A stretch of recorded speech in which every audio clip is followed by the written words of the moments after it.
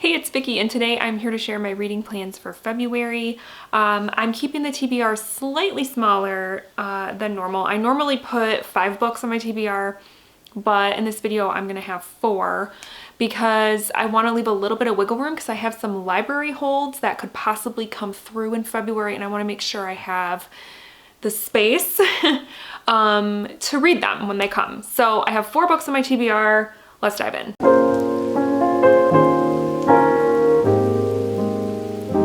So the first book I'm putting on my TBR is for the Buzzword Reading Challenge, and for February it is Waterbirds.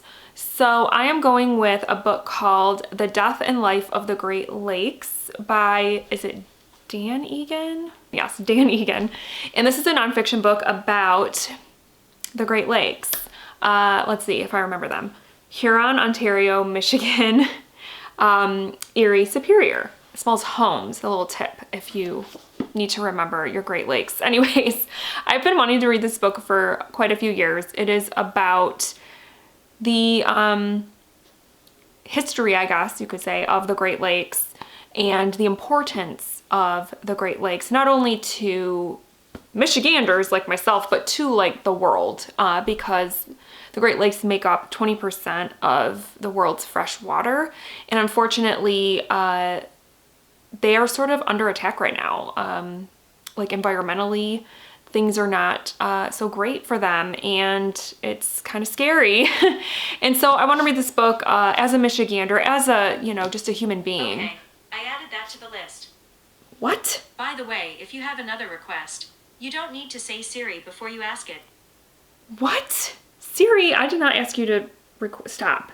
Anyway, so I really been wanting to read this book. I think it's an important book, and so it's gonna fulfill the Buzzword Challenge for me. And then the next book I wanna read goes with my Go With The Flow challenge. So the way that challenge works is you base your next read off of the book you read previously. So I started out the year in January reading The God of the Woods by Liz Moore, because the prompt was to read a book with my favorite color on the cover, and the majority of that book is green, which is my favorite color. So the next prompt is to read a book with the same author initial as the book you just read. So for The God of the Woods, it'd be Liz Moore. So I was looking for a book where the author's last name is also M. So I chose Wrong Place, Wrong Time by Gillian McAllister. And Gillian McAllister is a thriller writer that I've been wanting to try, and I've heard a lot about this book, and I actually got this one, my aunt passed it on to me because she's the type who, she likes to read a book and then get rid of it. And so she had a stack for me, and this was one of them. So this one deals with a mom who witnesses her teenage son, kill someone. And she's not sure what's going on, but he kills this seemingly like stranger. I think it's like on their front lawn or something. And her son gets arrested, and it's very devastating. And then she goes to bed, and when she wakes up, it's the day before the murder. And then when she, the next time she goes to sleep, when she wakes up, it's the day before. And she's sort of like going back in time. And so this just sounds really interesting to me, and kind of raises the question of, if you could go back and change something, would you, could you, what kind of ramifications would that have? She's gonna probably find out why her son killed this stranger. So yeah, it just has a lot of like mystery, and I've heard good things about it, so I'm excited to check it out. And I should also mention that this is one of my 25 and 25. So yeah. And then the next book I have is also one of my 25 and 25, and it was also the book I chose from my book haul revisit that I just did in January.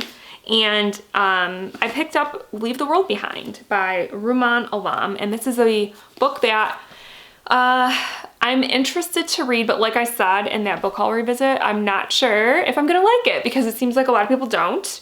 But I'm willing to give it a try because it does have a very intriguing plot.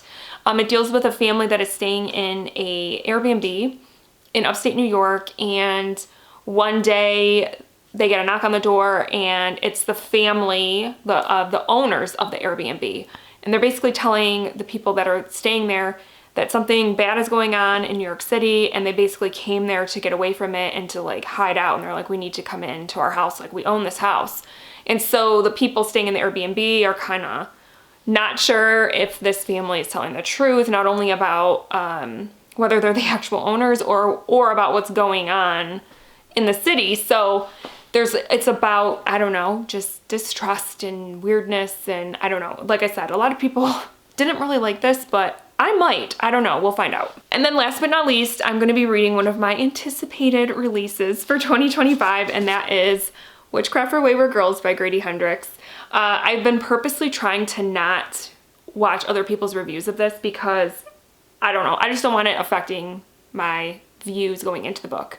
So this one, though, is a story that takes place in the 1970s.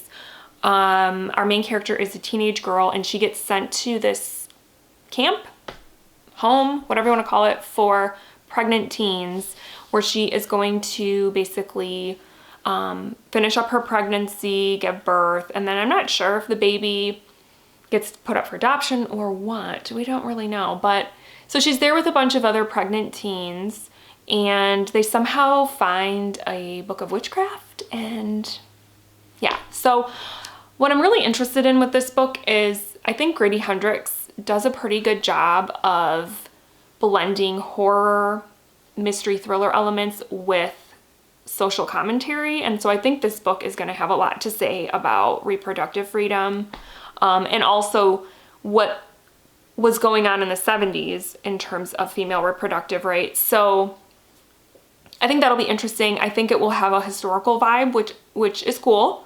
And then I hope it'll have, you know, the witchy horror vibes. So I'm really excited to check this out. I picked it up the day that it came out, and I can't wait to read it. All right, guys, so that is my February TBR. Please let me know down below if you've read any of these books and what you thought of them. And except maybe not the Witchcraft for Wayward Girls, because I don't want any influence. Let me know what you're going to be reading in February, because I would love to know. And I guess that's it. I hope you guys have a great week, and I will talk to you soon. Thank you so much for watching. Bye.